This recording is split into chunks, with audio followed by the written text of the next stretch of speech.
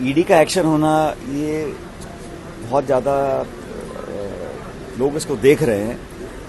अब आप आंकड़े देख लीजिए, पिछले 5-7 सालों में ईडी का जो एक्शन हुआ है, सो कॉल्ड एक्शन, ये 95% उन लोगों के ऊपर है जो केंद्र सरकार के खिलाफ में हैं। 95% वो लोग हैं जो भाजपा के विरोध में हैं। उन पर जो सो कॉल्ड एक्शन है, कितना जायज है कितना नहीं है, जनता इसको देख रही है।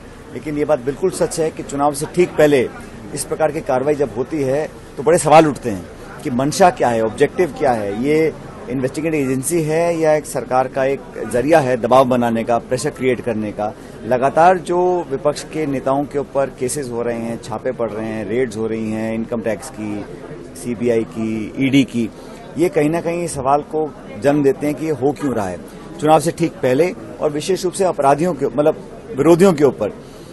जो सत्ता से जुड़े लोग हैं उन पे कभी कोई जांच नहीं होती, कोई छापे नहीं मारे जाते, कोई नोटिस नहीं मिलता उनको। तो ये बड़ा एक मुझे लगता है पब्लिक इसका संज्ञान ले रही है। अब कानून के दायरे में रहकर क्या परिणाम निकलेंगे मैं नहीं जानता हूं, लेकिन परसेप्शन ये बना हुआ है कि केंद्र सरकार पूरी ताकतों का इस्तेमाल कर दबाव बनाकर विरोधियों को सबक सिखाने के मूड में है। लेकिन पब्लिक जो मतदाता है सब बातों को समझता है, और मुझे लग रहा है कि 2024 में सही निर्णय पब्लिक लेगी इस देश की। अच्छा, एक आपके भाषणों में एक चीज आ रही है कि हिंदू मुस्लिम मंदिर मस्जिद, अयोध्या, पाकिस्तान जैसी बातें जो हो रही है, क्या आपको लगता है कि भाजपा जो है, मैं तो ऐसा मानता हूं कि भारतीय जनता पार्टी को इस देश के लोगों ने पूर्ण बहुमत की 2 सरकारें बनाकर दी, 14 में और 19 में। अब इन 9.5 सालों में जो उनकी रिपोर्ट कार्ड है उस पर चर्चा करने का मैं समझता हूं उनके नेता नहीं चाहते हैं। वो हमेशा विवादित मुद्दों को ही प्रासंगिक रखना चाहते हैं। ये एक पुरानी रणनीति है भारतीय जनता पार्टी की।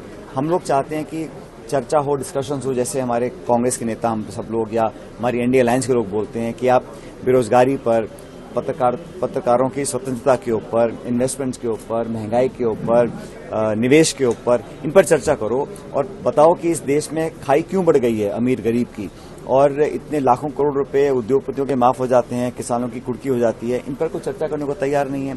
तो जो भावनात्मक मुद्दे हैं या विवादित मुद्दे हैं उनको हवा देकर लोगों का ध्यान डाइवर्ट करने की एक शुरू से कोशिश बीजेपी की रही है। लेकिन अब लोग समझ रहे हैं, इसलिए जो परिणाम आपने देखे कर्नाटक में, हिमाचल में, वो कांग्रेस के पक्ष में आए थे। और जो आने वाले विधानसभा चुनाव हैं इस पर भी मुझे लगता है जनता हमको अपनी मोहर लगाएगी और कांग्रेस पार्टी को विजयी बनाएगी। ईडी की कार्रवाई को लेकर कांग्रेस पहले अपना विरोध जता चुकी है, दिल्ली के अंदर सशक्त विरोध जताया गया। क्या इस तरह का फिर कोई विरोध जैसी कोई बात? देखो, हम लोग तो जो गलत है उसको गलत बोलना पड़ेगा, और अगर सरकारी एजेंसीज इस प्रकार की कार्रवाई करती हैं जो पूर्ण रूप से राजनीति से प्रेरित हैं तो उस पर हम लोग उसका पूरा विरोध भी करते रहेंगे। पहले भी किया है हम लोगों ने, और मुझे लग रहा है कि इस देश के लोग ये जानना चाहते हैं कि ये जो तमाम कार्रवाई है ये सिर्फ विरोधी नेताओं के ऊपर ही क्यों होती है, और इसमें कोई तेरा मेरा नहीं है। इसमें तो पूरे देश में जहां जहां लोग जो केंद्र सरकार के विरोध में बोलते हैं उसका विरोध उस पर दबाव डालने की एक कोशिश केंद्र सरकार करती है।